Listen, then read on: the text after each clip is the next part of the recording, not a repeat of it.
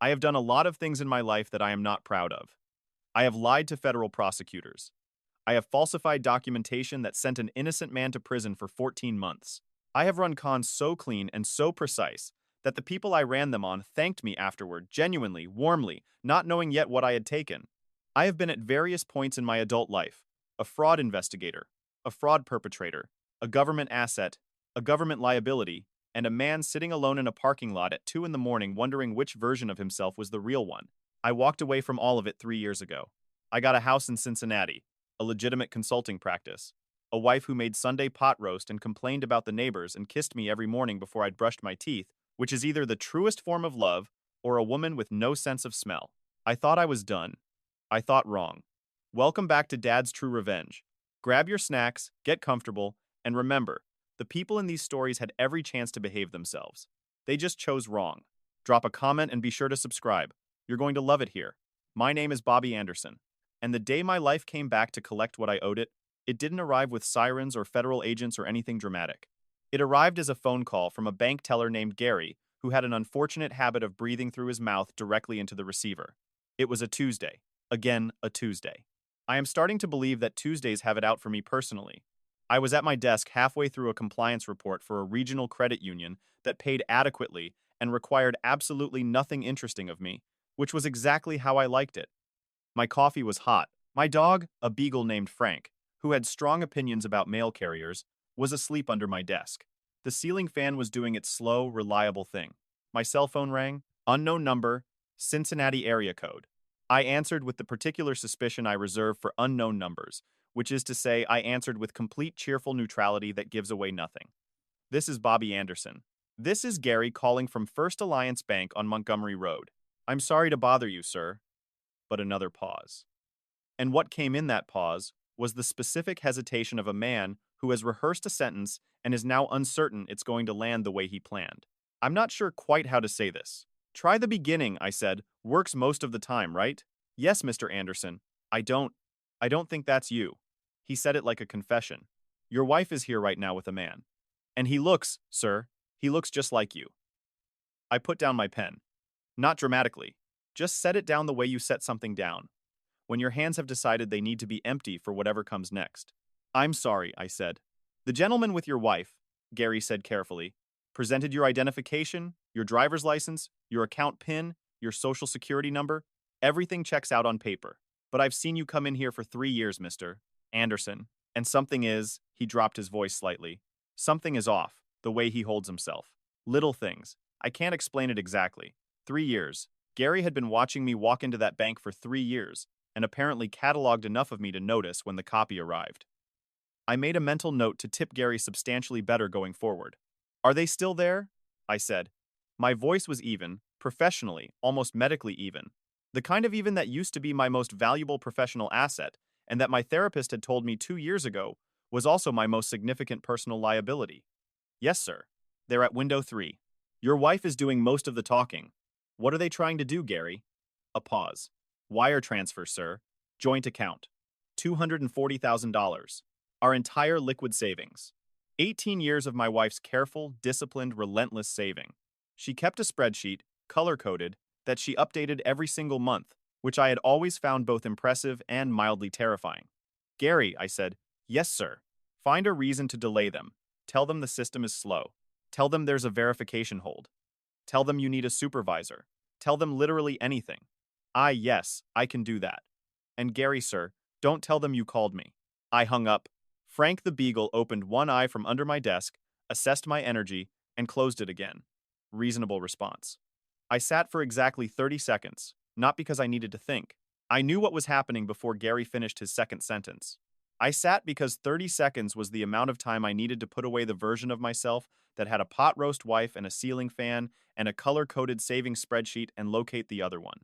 The one I had spent 3 years burying under compliance reports and beagle walks and the deliberate, effortful construction of an ordinary life.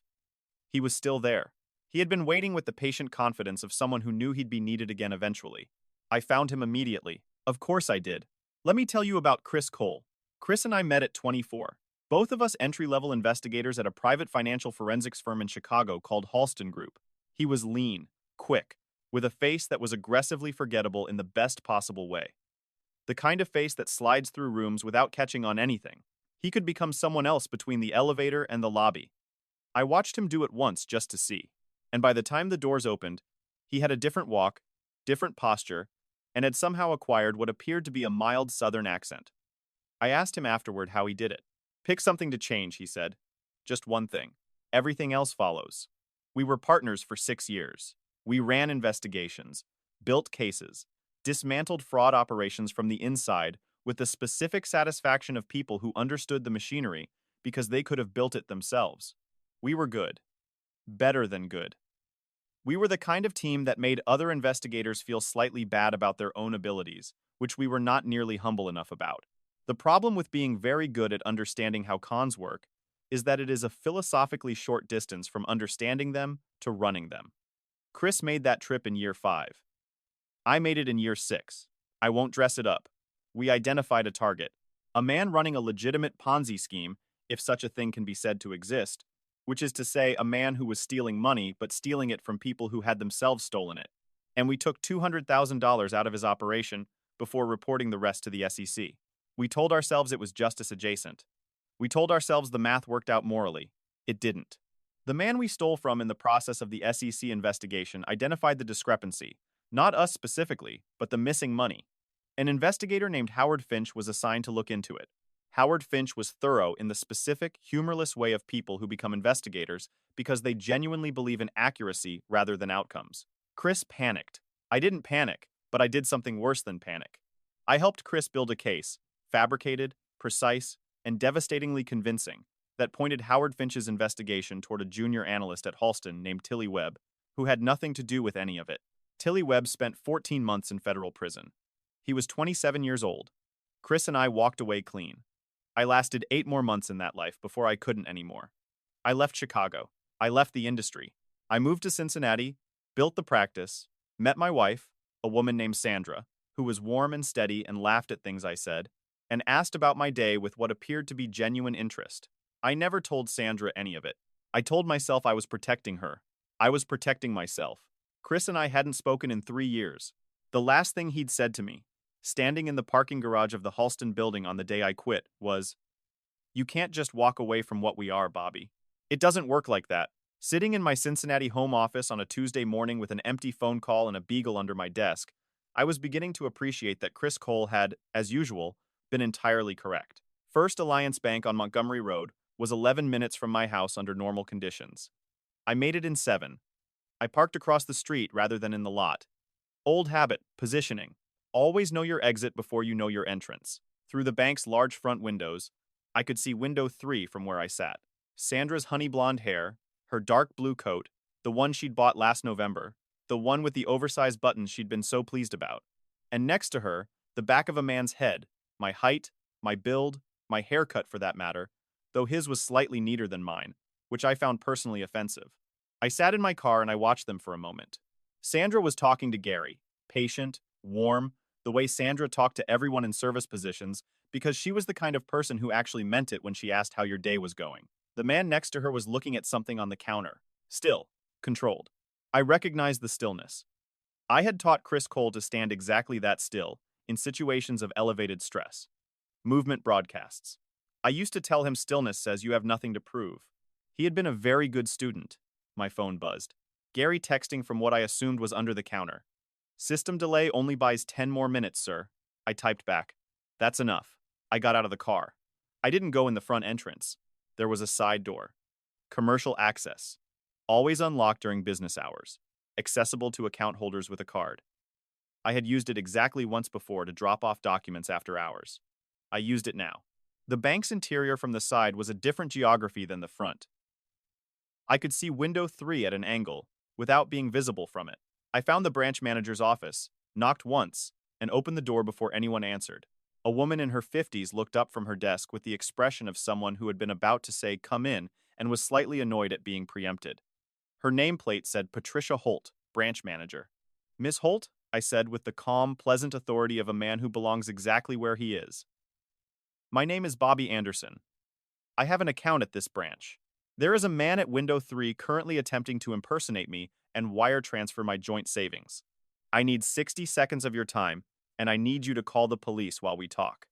Can you do both those things simultaneously? Patricia Holt looked at me. She looked at her computer. She typed something quickly, read whatever came up, and reached for her phone. Sit down, Mr. Anderson, she said. I sat and across the bank floor through the glass partition. I watched the back of Chris Cole's head, still controlled, completely confident, standing next to my wife at window 3.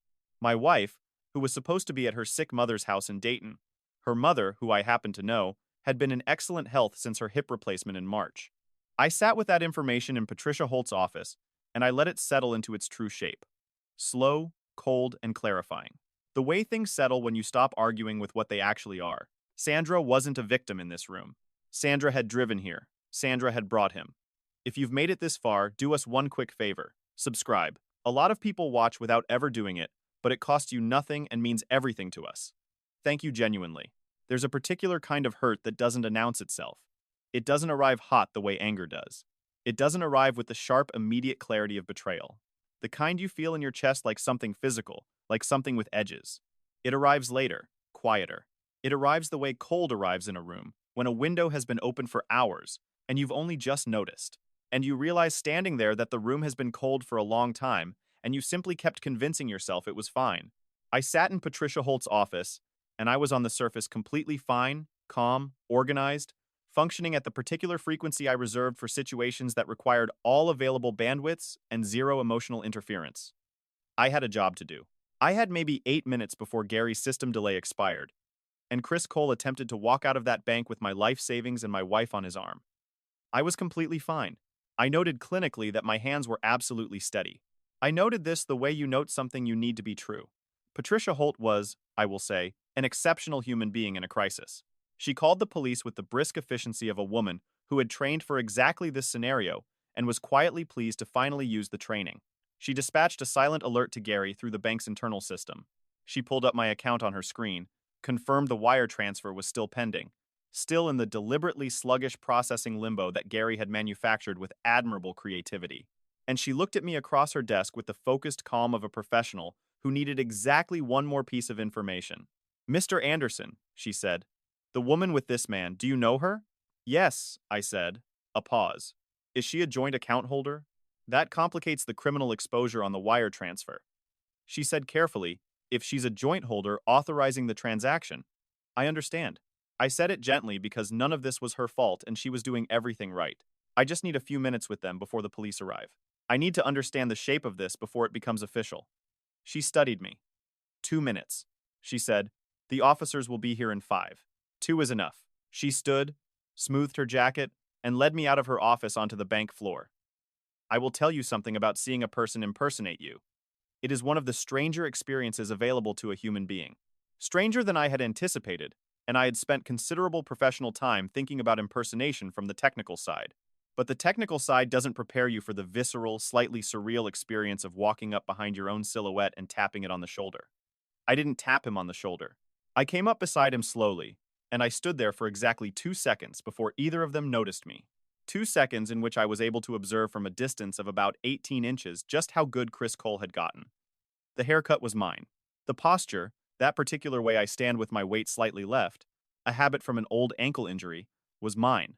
He had my cadence when he spoke, the slight Chicago flatness that 3 years in Cincinnati hadn't fully smoothed out. He was wearing a jacket in almost exactly the shade of blue I wore most often, which meant Sandra had told him, which meant Sandra had been paying attention for longer than I wanted to think about while standing in a bank. It was Chris who saw me first. He was mid-sentence, something to Gary about the transfer reference number, and then his peripheral vision caught me, and he stopped completely. One word into the sentence. No trailing off, just stopped like a recording cut. He turned his head. We looked at each other and Chris Cole smiled. Not a villain's smile. Not triumphant. Not cruel. It was the smile I remembered from 6 years of partnership. The slightly rueful, genuinely warm smile of a man who had missed you and was choosing an extraordinarily inconvenient moment to show it. Bobby, he said. Chris, I said. Sandra turned. Here is what Sandra's face did, and I am going to be precise because the sequence matters. First, shock. Genuine. Unperformed. The kind that rearranges a face before the person wearing it can intervene. Then something that was almost relief, so brief it was barely there. But I had spent 3 years learning the specific geography of Sandra's expressions, and I saw it. Then fear, not of me. Something more complicated than that. The fear of a person watching two separate worlds make contact for the first time. Bobby, she started. Don't, I said, not harshly. Just not yet. I looked at Chris. Outside, I said. Both of you, right now. Chris glanced at Gary. Gary, God bless him, was staring at a point roughly 6 inches above all of our heads, with the concentrated neutrality of a man who had decided that whatever was happening at window 3 was categorically above his pay grade. Chris straightened, adjusted his jacket. My jacket's color, my jacket's cut, the transfer. He began Chris. I said his name the same way I used to say it when he was about to do something I'd already accounted for. The same tone, he heard it the same way he always had. He came out from behind the counter. We stood on the sidewalk outside First Alliance Bank in the November cold. The three of us in the specific configuration of people who all know something that none of them have said yet. Sandra had her arms crossed. Not defensively. I knew that posture. That was Sandra cold. Sandra trying to hold herself together through the physical act of self-containment. She was looking at the ground. Chris was looking at me with the expression of a man who has prepared for multiple versions of this conversation and is waiting to see which one we're having. I looked at him for a long moment. Tilly Webb, I said. Something moved through Chris's face, gone in an instant. But I saw it. The same thing I saw in my own mirror for months after I left Chicago. The specific expression of a name you've trained yourself not to flinch at and still flinch at. Bobby, he got out 14 months ago, I said. I know his release date. I know where he is. I know he went back to school, accounting, which is either ironic or logical depending on how you look at it. I know he has a daughter now. I know he lost his first 3 years of her life. I paused. I know that because I checked every 6 months. Because knowing doesn't fix it, but not knowing is worse. Chris was quiet. How long have you known about Sandra? I said. A pause. 2 years, he said. I absorbed that. 2 years. Sandra and I had been married for 3, which meant that somewhere in the first year of my deliberately ordinary Cincinnati life, the consulting practice, and the beagle in the color-coded spreadsheet, Chris Cole had found me, assessed me, and identified the precise mechanism that would hurt me most efficiently. And then he had waited a year before using it. That was the Chris I knew. Patient, architectural, never rushing to the destination when the journey could be made to serve the outcome. How? I said. Not accusatory, genuinely curious, the way I had always been genuinely curious about good work, even when the good work was being done to me. Chris almost smiled. You always order the same bourbon, he said. Same brand, same glass, neat. In Chicago, in Cincinnati, you walked into a bar 3 weeks after you moved, ordered your drink, and the bartender remembered you the next time because you tipped well, and you were the only person ordering that specific label. He paused. It took me about a month from there.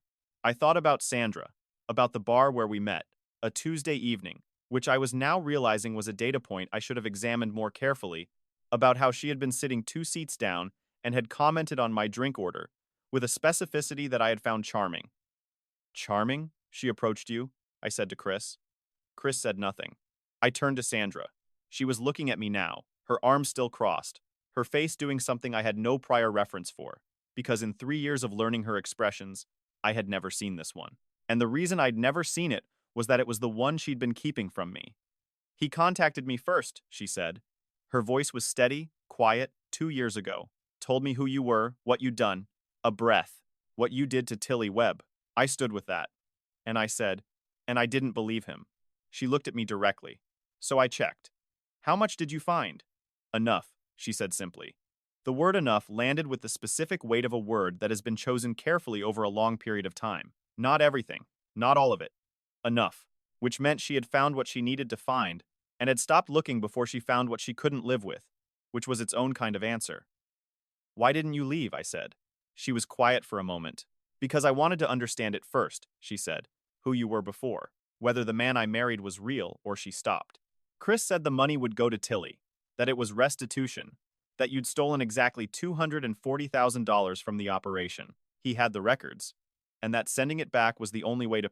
I said her name, the way Ryan Hargrove said Rachel's name, and the way James Hargrove said his son's name. Quietly, precisely, not with anger, but with the full weight of needing her to stop and hear me. The money was never going to Tilly Webb. She looked at Chris. Chris looked at the sidewalk, and there it was. The particular silence of a woman realizing she has been the most important instrument in someone else's plan and was the last person in the room to know it. The account it was wiring to, I said to Chris. Where does it actually go? Nothing. Cayman, I said. Luxembourg. Chris, I built the same structures you did. I know the architecture. Panama, he said quietly. Sandra made a sound. The Tilly Webb story was the key, I said. Not to Chris, to Sandra. To her specifically, because she needed to hear this from me directly in the cold outside a bank in Cincinnati with 2 minutes left before the police arrived. He knew that was the thing that would get through to you. He knew because he's the one who helped me do it. He knows exactly what it cost me. He's been holding it for 3 years, Sandra. Like a key, waiting for the right door. Sandra looked at Chris with an expression I recognized from my own mirror. The expression of a person understanding for the first time the full geometry of how they've been used. Chris looked up from the sidewalk. And here was the moment that surprised me. Because what was on his face was not the clean, composed expression of a man executing a plan. It was messier than that, more human than I'd expected from him, more than professional calculation. It was something old. I needed the money, Bobby, he said, and his voice for the first time had lost the performance. What was underneath was tired, cornered, a version of Chris Cole I had not seen since a parking garage in Chicago 3 years ago. Howard Finch. You remember Finch? Of course, he never stopped. Chris said he retired from the federal side, but he never stopped. He's been building something privately for 2 years. He's close, Bobby. I needed to be gone before he got there. So, you decided to take my savings and run. I decided to take what we both stole and use it too. It's not what we stole, Chris. I said it quietly. It's what Sandra saved.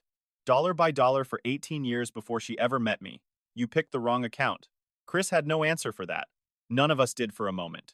Then, from the corner of my eye, I saw 2 Cincinnati PD cruisers pulling into the bank parking lot with the unhurried certainty of people who had been called rather than summoned. I looked at Chris. He looked at the cruisers. He looked back at me and I saw him calculate the exit routes, the angles, the odds with the same speed and precision. I had watched him calculate 100 situations over 6 years. I watched him run every option. Then his shoulders dropped a quarter inch, barely visible. There's a third account, he said quietly. Fast. Just for me, not Panama. Domestic. Howard Finch's private research. Everything he's built against both of us. It's all sourced through that account. I was going to use the money to access it, to get it before he filed. He held my eyes. It's not too late. You could still, Chris. Bobby, stop, I said. He stopped. The officers were crossing the parking lot. I turned to Sandra. She was watching me with the expression of someone waiting for a verdict they've already half accepted. Something in her eyes that was past the shock and the anger and the manipulation. Something underneath all of that, still there, still looking at me, waiting to see who I was going to be. I have some calls to make, I said to her. Tonight. There are things I should have told you a long time ago, and I'm going to tell you all of them. I held her gaze, every single one, and then you're going to decide what you want to do. That's your decision, not mine. She looked at me for a long moment. She nodded once. I turned to meet the officers. Chris Cole was detained at 2:17 p.m. on a Tuesday outside First Alliance Bank on Montgomery Road in Cincinnati, Ohio, for criminal impersonation and attempted wire fraud. He did not resist. He did not run. He walked toward the officers with the resigned, almost dignified composure of a man who had been running for 3 years and had finally completely run out of directions. As they walked him past me, he turned his head. Finch is going to get there, Bobby, he said quietly, with or without me. You've got maybe 60 days. I watched them put him in the car. Frank the Beagle, when I got home, was extremely pleased to see me in the uncomplicated way that only dogs and very young children are pleased to see people, without condition, without history, without any of the weight that comes from knowing someone fully. I sat on the kitchen floor with him for a while. Then I got up, made coffee, sat at the kitchen table, and started making calls. If you've been listening for a while and want stories like this to keep coming, it really helps if you hit that like button and subscribe. 97% of people never do, but it's what keeps this whole thing running. So, thank you for real. There is a moment in every con, every single one, without exception, where the architecture is visible. Not to the mark, never to the mark, but to the person who built it. There is always a moment where you can see the whole structure at once. Every load-bearing wall, every false door, every carefully placed detail that makes the artificial look inevitable. You see it the way an architect sees a building they designed. Not as a finished thing, but as a series of decisions, each one depending on the one before it. I had built enough of them to know what that moment felt like. Sitting at my kitchen table on a Tuesday night in Cincinnati, with cold coffee and a beagle asleep on my feet, and my wife in the next room, doing the specific silence of a woman who is waiting with the patience of someone who has already waited 2 years and can manage a few more hours. I could see the whole structure, not Chris's, mine. The one I had been building for 3 years without knowing I was building it.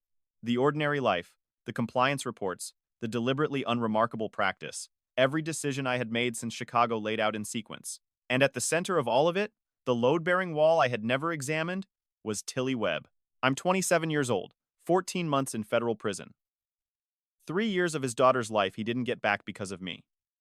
Not because of Chris, because of me. Chris had panicked. I had aimed the panic. I sat with that for a long time. Frank snored. The ceiling fan turned, and then I picked up my phone and made the first call. His name was still in my contacts. I had never deleted it, and I had never examined why I had never deleted it. Whether it was guilt keeping it there or something else, some part of me that knew this phone call was always going to happen eventually. It rang 4 times. Then hello. A voice I recognized and didn't recognize simultaneously. Older, careful, with the specific weariness of a man who had learned that unknown callers rarely brought good news. Tilly, I said, this is Bobby Anderson. The silence that followed was the loudest silence I have ever personally produced. It lasted long enough that I checked the screen to confirm the call was still connected.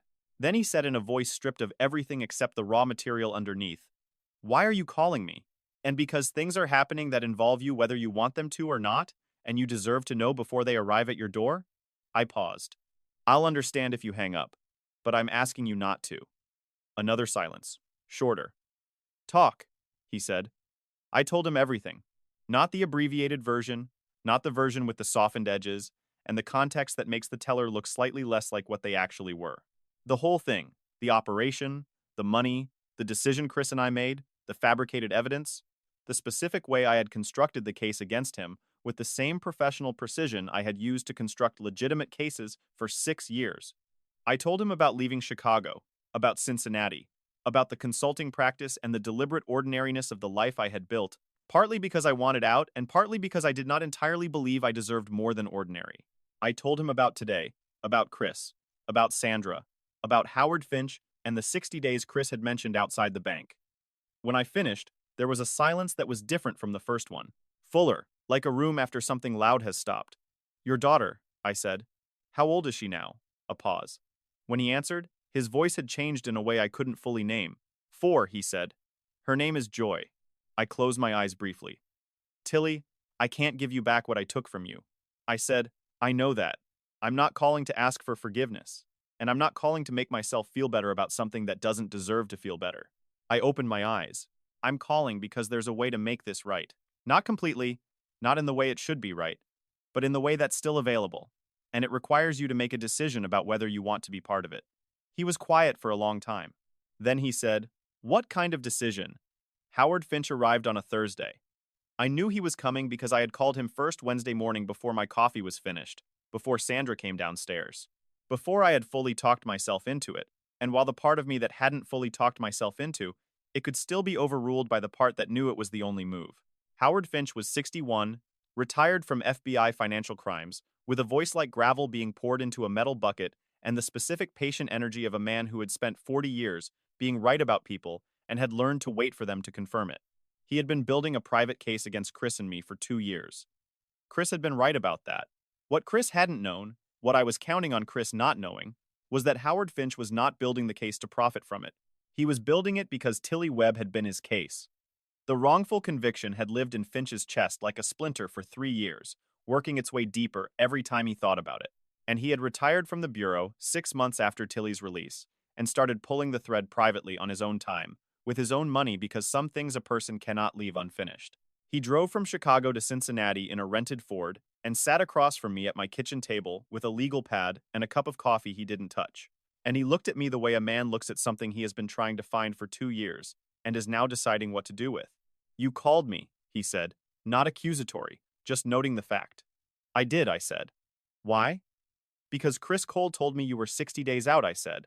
and I decided I'd rather come to you than have you come to me. Finch looked at me steadily. That's the strategic reason, he said. What's the real one?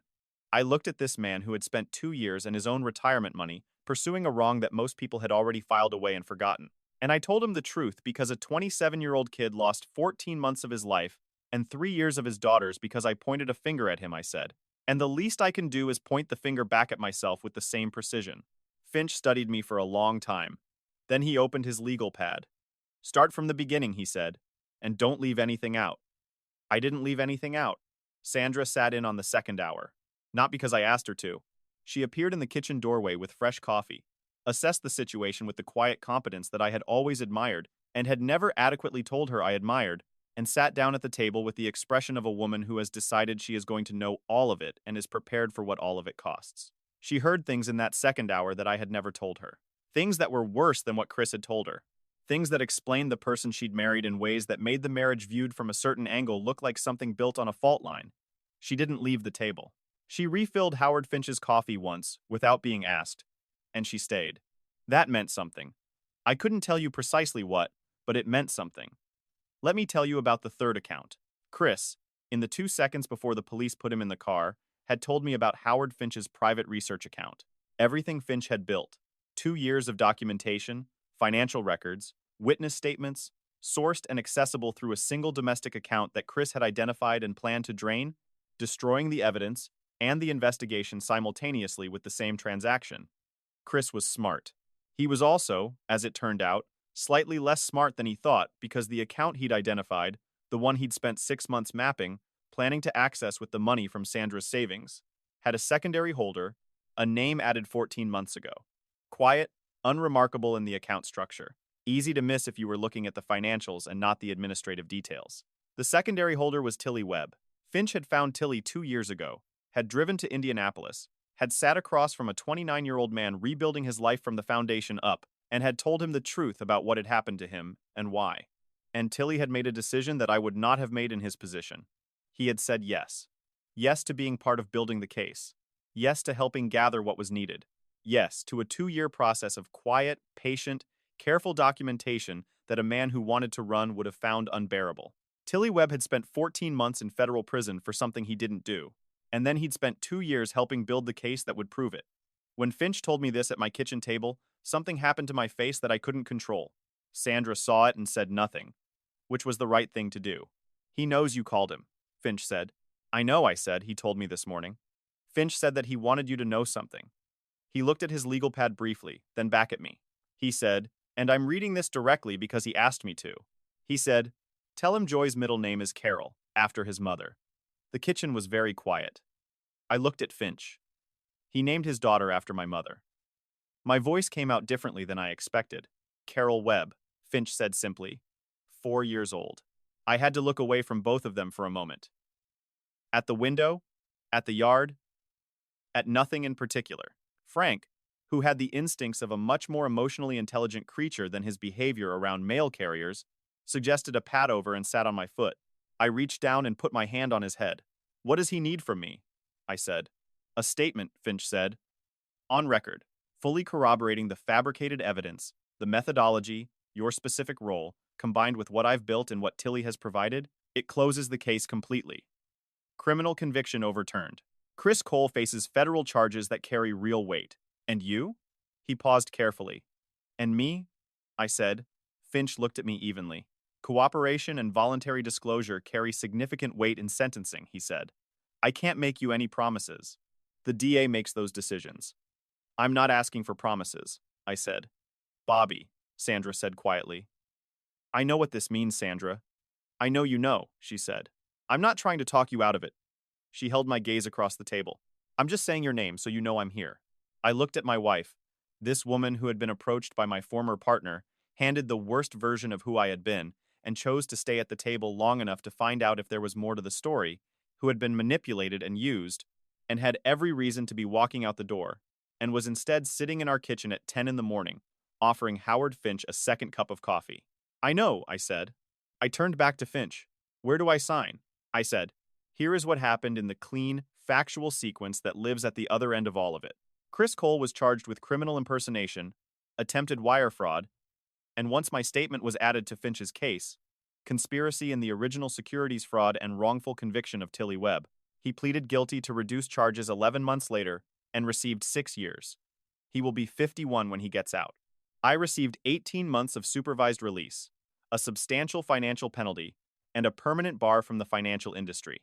My attorney said it was the best outcome the cooperation agreement could have produced.